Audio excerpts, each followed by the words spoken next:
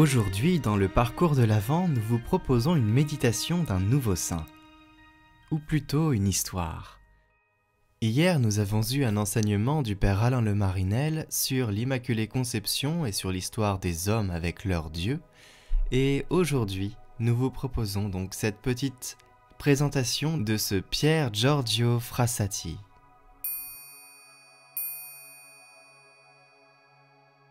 Saint Pier Giorgio Frassati. Pier Giorgio Frassati nous entraîne à sa suite verso l'alto, vers les cimes, avec un grand éclat de rire, dans l'ascension la plus osée de notre vie, la vie éternelle et la sainteté.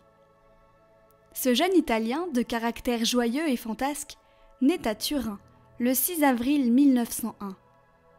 C'est un garçon davantage porté à la fantaisie qu'aux études, écrivait sa jeune sœur Luciana, aux grandes dames de ses parents qui désiraient que leur fils ait une brillante carrière après de belles études à l'école royale polytechnique. Obéissant, Pier Giorgio passe de nombreuses heures studieuses à son bureau, luttant contre l'appel de la montagne pour y être admis afin de mieux servir le Christ parmi les mineurs. Pier Giorgio aime le beau et tout ce qui élève l'âme, théâtre, poésie, musique.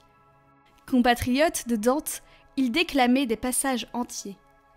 Taquin, facétieux, Pier Giorgio n'est jamais en reste pour jouer un tour de son cru à ses amis. Franc dans ses amitiés, en 1924, il fonde la Compagnie des Types Louches, un groupe d'amis chahuteurs, remuants, passionnés de montagne et surtout unis par le lien sacré de la foi. Chanter, rier, s'amuser, ne nous y trompons pas. Pier Giorgio a l'âme bien trempée, attentive aux autres. Quand il avait 5 ans, une pauvre femme vient sonner chez les Frassati pour chercher quelques secours. Il est seul à la maison et d'un geste décidé, il enlève ses chaussettes et ses chaussures. « Pour tenir chaud à vos enfants, dit-il, les tendant à la brave dame ébahie. » Depuis, il est sans cesse en vadrouille auprès de ces pauvres, ces conquêtes comme il les appelle. Il court à travers tout Turin, répandre la joie, le soin et l'attention. La charité et la foi, véritables forces motrices de son existence, le rendirent actif dans le milieu dans lequel il vécut, en famille et à l'école, à l'université et dans la société. Elles le transformèrent en apôtre du Christ, joyeux et enthousiaste, en disciple passionné de son message et de sa charité. Le 4 juillet 1925, le glas sonne. Turin est endeuillé. Pier Giorgio, celui qui s'est fait le serviteur des miséreux, l'ami des plus humbles, est mort. Emporté en 6 jours par une poliomyélite aiguë qu'il a contractée en visitant des malades. Sur son lit de douleur, la veille de sa mort, Pier Giorgio se souciait encore des plus fragiles. D'une main tremblante, il griffonne quelques mots à un ami pour l'envoyer soigner un homme malade, trop pauvre pour s'offrir le traitement qui lui est nécessaire. Pier Giorgio avait 24 ans. Le 20 mai 1990, Jean-Paul II béatifie Pier Giorgio, l'affuble affectueusement d'un nouveau sobriquet, l'homme des béatitudes, et en fait un modèle de sainteté à suivre pour les jeunes en particulier et pour le monde.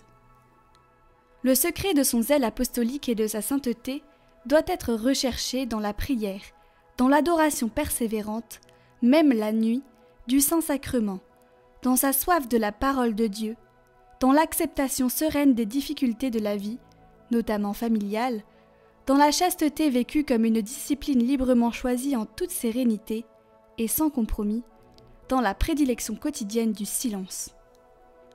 Au JMJ de Cracovie de 2016, le pape François lance aux jeunes « Soyez comme lui.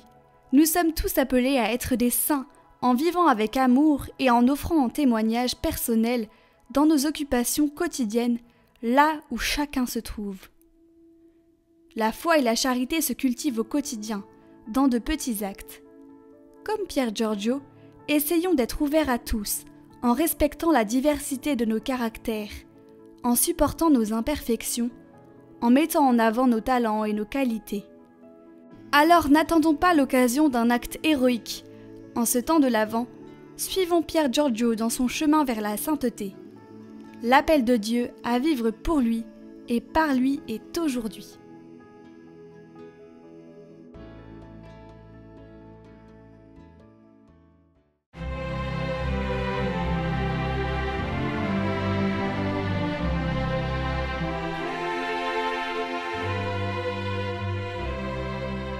Recevez la parole de Dieu chaque jour sur Catoglade.